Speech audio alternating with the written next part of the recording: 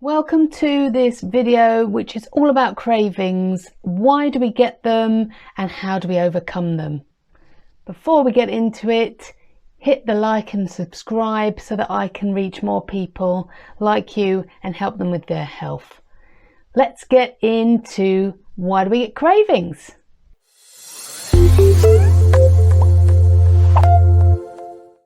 So why do we get cravings? It's all about survival. Your body is hardwired to like food.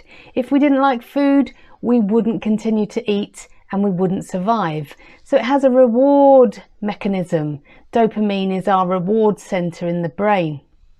So certain foods cause those sensations. What we've done is we've taken natural foods and we've souped them up. We've turned certain natural ingredients into things that actually our bodies don't need. So we've got foods that are high in sugar and high in carbohydrate that turns to sugar in our blood. And we've done that with wheat. We've turned certain grains into flour and we've stripped out all the fibre. And we've done that with fruit as well. So syrups and fruit juices take out the fibre, which is the protective part of those carbohydrates.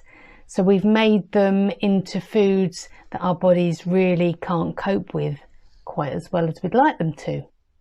Fruit, of course, used to be seasonal, so we might have only eaten it when it grows in the late summer.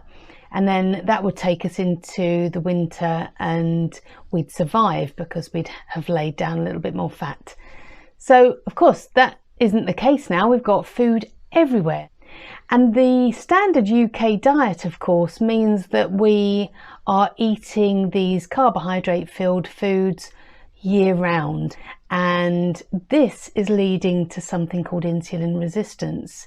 So we've got this brilliant mechanism in our bodies whereby insulin regulates our reward system and it also regulates a hormone called leptin. And leptin means that we feel full. So that's triggered. Insulin regulates everything and gets it to the point where it says, oh, you've got enough food on board.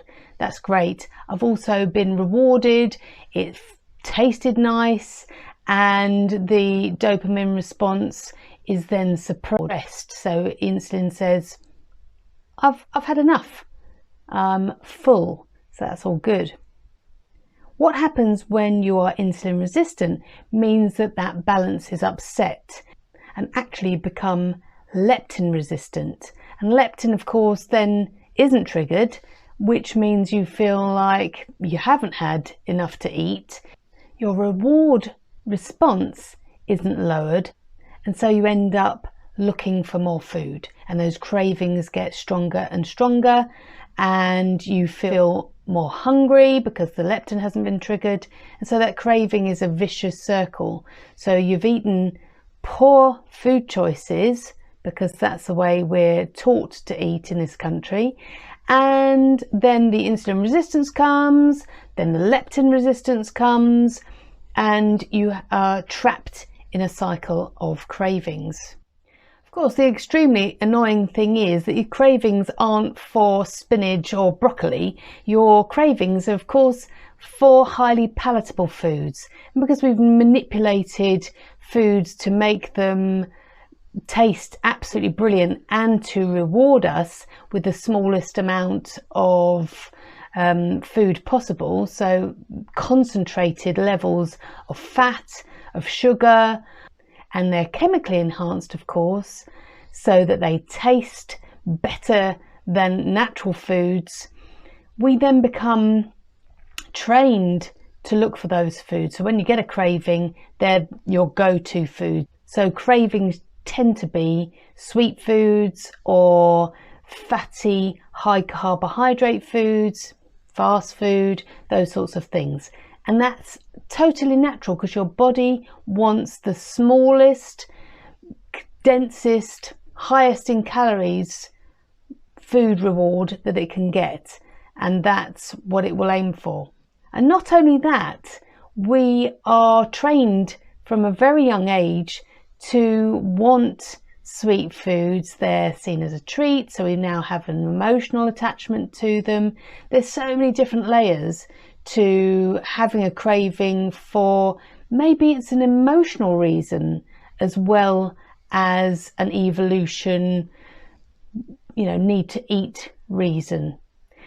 Did you know that babies, if you introduce a new food, you need to introduce it sort of 10 to 13 times, but if it's sweet, you only have to introduce it once.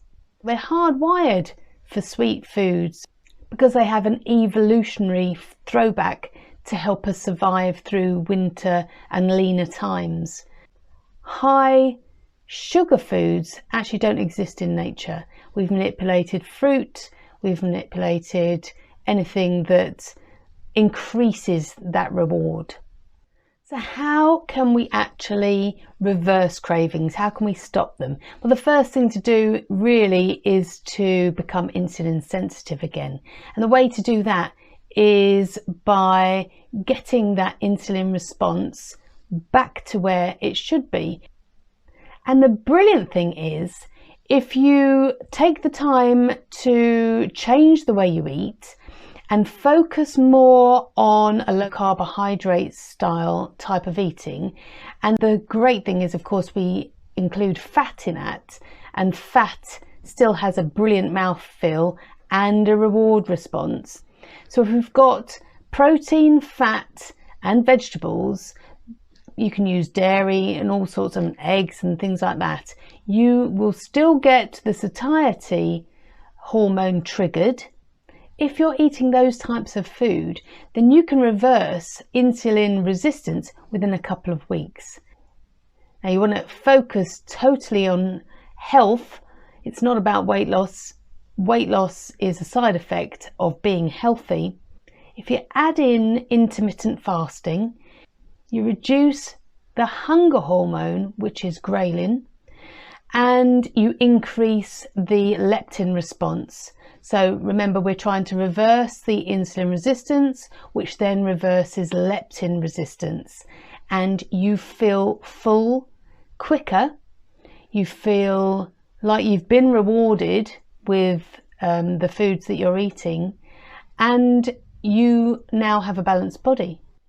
Initially, taking out sweet foods and foods that turn to sugar in your blood might seem overwhelming. You might think, well, I'm going to have cravings for days and it's going to be a nightmare. But actually, it doesn't take very long for you to not need those foods. So if you're concentrating on a higher fat content, good higher fats, so we're talking saturated fats and foods that contain fat naturally and grow with fat. If you're concentrating on those, then the need for sweet foods reduces.